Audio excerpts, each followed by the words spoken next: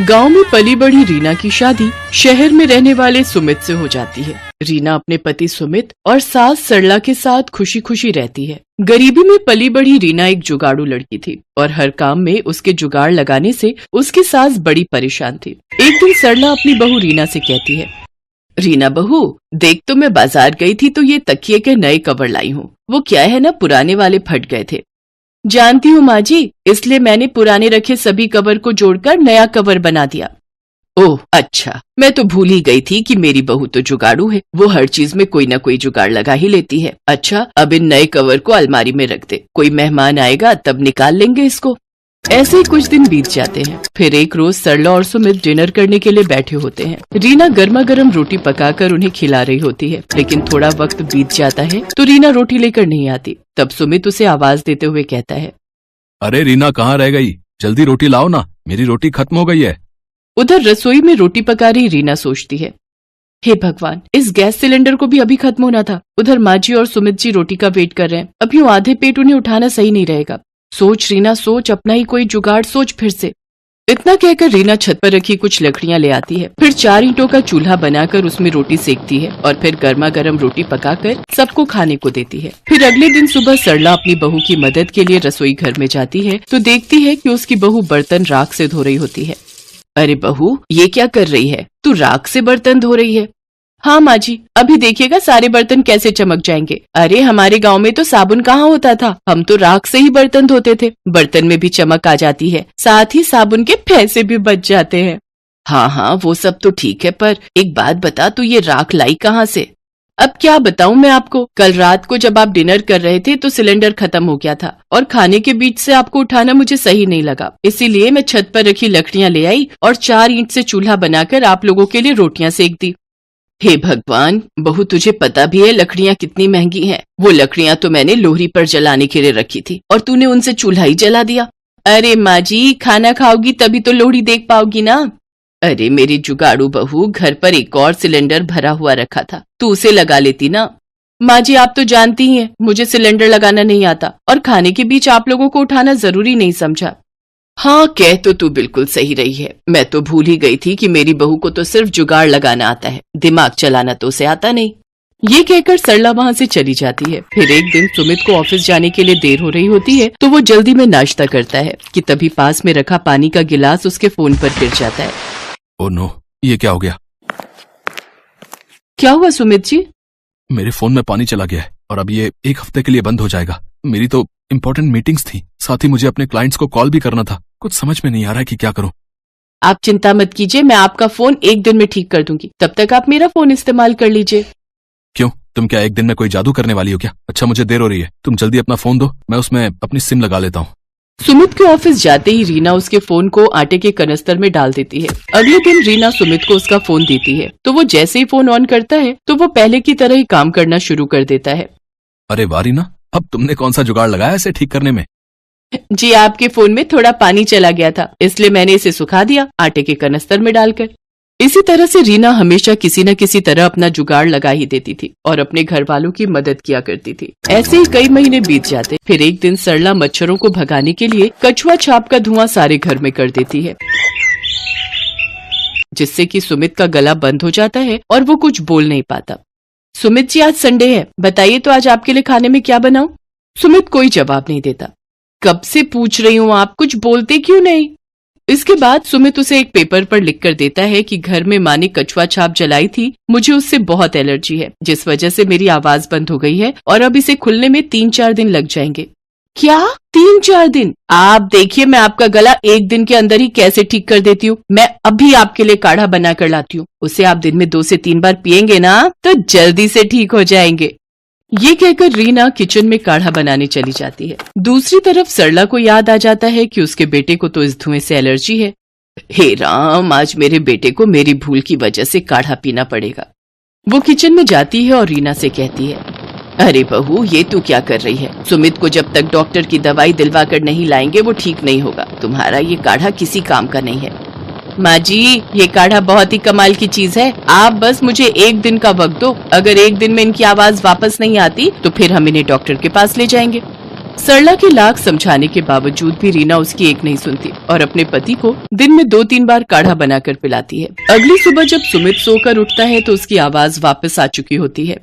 अरे वाह, क्या कमाल है रीना तुम्हारे जुगाड़ में। इतनी जल्दी तो मैं डॉक्टर की दवाई से भी ठीक नहीं हो पाता जितनी जल्दी इस काढ़े से हो गया। देखा माँ, तुमने रीना के जुगाड़ का कमाल।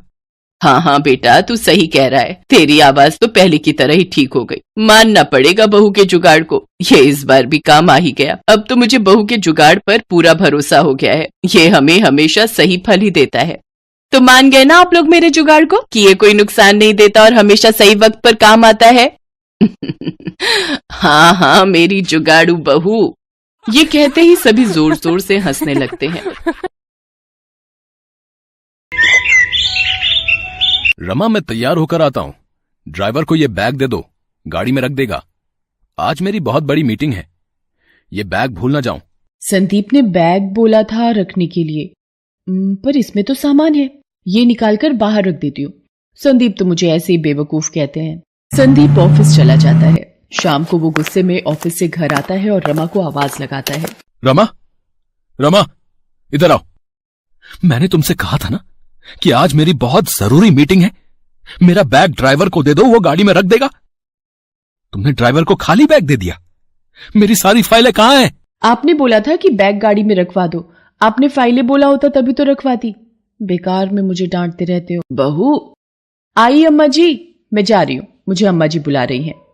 अरे इसके साथ रहकर तो मैं भी बेवकूफ बन गया हूं। पता नहीं किस दिन इसे अक्ल आएगी।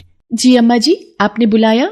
बहू मैं मंदिर जा रही हूँ, मेरे आने तक गैस पर करेले रख देना और बीच बीच में चलाती रहना। रमा की सास सुनीता मंदिर चली जाती है और रमा की बेवकूफी शुरू हो जाती है। आज अम्मा जी बहुत खुश होंगी। पहले मैं सारे करेले गैस पर रख देती हूँ। हाँ अब थोड़ी देर हो गई है, अब इन्हें चलाती हूँ, अब फिर रख देती हूँ। वैसे मैंने करेलों को बीच बीच में चला लिया है, अम्मा जी आने ही वाली होंगी। रमा की सास सुनीता मंदिर से वापस आती है और रसोई में जाती है। रमा ये क्या कर रही हो? करेले कहाँ हैं? अम्मा जी ये रहे करेले। आपने ही तो बोला था गैस पर रखने हैं और बीच बीच में चलाना है। मैं करेलों को चला रही हूँ। हे भगवान रमा बहू, मैंने कहा था करेले गैस पर रख देना, मतलब करेले की सब्जी बना लेना और चला लेना, मतलब सब्जी बनने तक हिलाती रहना। तो ऐसा कहना था ना अम्मा जी। आप मुझे जैसा कहेंगी मैं वैसा ही तो आपकी आज्ञा का पालन करूंगी ना। सुनीता और संदीप एक दूसरे की शक्ल देखने लगते हैं और गुस्से को पी लेते हैं। एक दिन तो रमा की बेवकूफी ने हद पार कर दी। संदीप ये कमरे का क्या हाल बना रखा है? इतनी मिट्टी है टेबल पर। अरे ये लैपटॉप, सारा दिन संदीप इस पर काम करते हैं। कितना गंदा हो रहा है ये, क्यों ना इसको अच्छे से धो दूं। रमा लैपटॉप को सर्फ के पानी में डुबोकर धो देती है और कपड़े सूखने वाली रस्सी पर टांग देती है। तभी संदीप आ जाता है। रमा, अरे रमा ये क्या किया तुमने? मेरा लैपटॉप। हाँ इस पर बहुत धूल मिट्टी हो रही थी, मैंने सोचा इसको अच्छे से धोकर सुखा देती हूँ। मैंने सही किया ना? रमा तुम सचमुच सचमुच तुम बेवकूफ पत्नी हो। मेरा दिमाग खराब था जो तुमसे शादी की मैंने। रमा बहू तुम में जरा भी समझ है? लैपटॉप भी कोई धोने की चीज है? क्या बात है? क्यों इतना शोर मचा रखा है? मेरी इतनी समझदार बहू से अगर कोई गलती हो गई तो इस तरह से उसे क्यों डांट रहे हो? जाओ बहू, तुम रसोई में जाकर मेरे लिए एक गिलास पानी ले आओ। बाबूजी पानी घड़े का लाऊं या फ्रिज का? बेटा घड़े का ले आओ। बाबूजी छोटे घड़े का पानी लाऊं या बड़े घड़े का? बेटा किसी भी घड़े का ले आओ। अच्छा तो स्टील के घड़े का पानी लाऊं या मिट्टी के घड़े का? अब देते रहो जवाब, मैं तो चली कमरे में सोने। इस बेवकूफ की बातों में कौन उलझे। रहने दो रमा बहू, मैं पानी खुद ही पी लेता हूँ। तुम अपना काम करो। अच्छा हाँ। अच्छा ठीक है बाबूजी, वैसे पता नहीं मुझे सब इतना बेवकूफ क्यों समझते हैं। ऐसे ही डांट दिया मुझे, पर धुलने के बाद ये लैपटॉप कितना सुंदर दिखाई देता है। संदीप और रमा की सास रमा की बेवकूफी से बहुत परेशान रहते थे। एक दिन संदीप और रमा के ससुर जयप्रकाश को किसी जरूरी काम से दूसरे शहर जाना था। अब सुनीता, मुझे और संदीप को जरूरी काम से लखनऊ जाना है। अपना और रमा बहू का ध्यान रखना है। और तुम भी जरा अपने फालतू दिमाग का कम इस्तेमाल करना। अरे कभी तो बहू को डांटे बिना कोई काम कर लिया कर संदीप बेटा, है? चल अब देर हो रही है, ट्रेन का वक्त हो रहा है, चल। संदीप और जयप्रकाश लखनऊ चले जाते हैं। दोपहर के वक्त रमा अपनी पड़ोसन सुधा के साथ बात कर रही थी। अब क्या करूं सुधा, तू ही बता, कितना ध्यान रखती हूँ सबका, फिर भी संदीप और माँ जी मुझे बेवकूफ ही समझते हैं। वो तो तू है ही। क्या कहा? नहीं नहीं नहीं, कुछ नहीं। मेरे पास एक इलाज है जिससे तेरी सास और पति तेरे से खुश हो जाएंगे। मैंने भी यही अपनाया था। बहुत चमत्कारी नुस्खा है। क्या क्या नुस्खा है सुधा, जल्दी बता। सुधा रमा की बेवकूफी का फायदा उठाकर उसे एक बेवकूफी से भरा नुस्खा बता देती है। ये नुस्खा तेरे बहुत काम आएगा। वैसे तुझे पता है रमा, पिछली गली में कल रात एक घर में चोरी हो गई।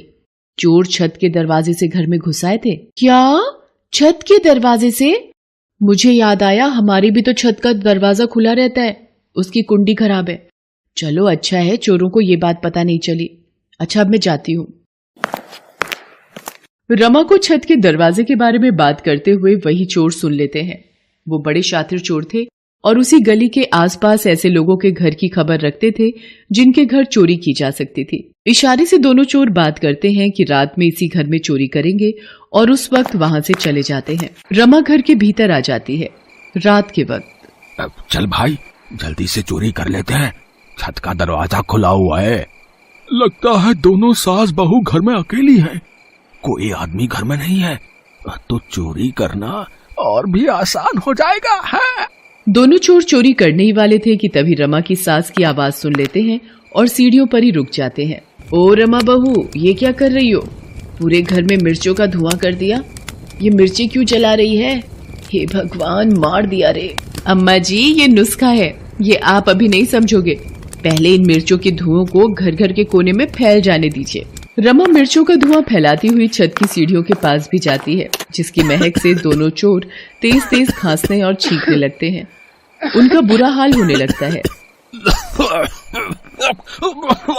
अरे कोई बचाओ, इस पूरे घर में मिर्च है। ये कैसा घर है भाई? अरे भाग लो यहाँ से यार। ये किसके खांसने की आवाज आ रही है? रमा बहू ये तो चोर है। चोर चोर, जल्दी आओ, बहू दरवाजा खोलो, हमारे घर में चोर घुस आए हैं।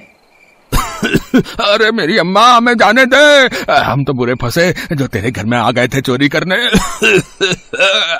रमा बहू जरा वो सामने रखा डंडा लाना, इन चोरों की तो आज खैर नहीं। रमा और सुनीता दोनों चोरों को पीटने लगती हैं। इतनी देर में मोहल्ले के लोग भी आ जाते हैं और चोरों को पकड़ लेते हैं। ये तो वही चोर है जिन्होंने पिछली गली में कल रात को चोरी की थी। मारो इनको, पकड़ो, पुलिस के हवाले करो, मारो। दोनों चोरों को मोहल्ले के लोग पुलिस के हवाले कर देते हैं।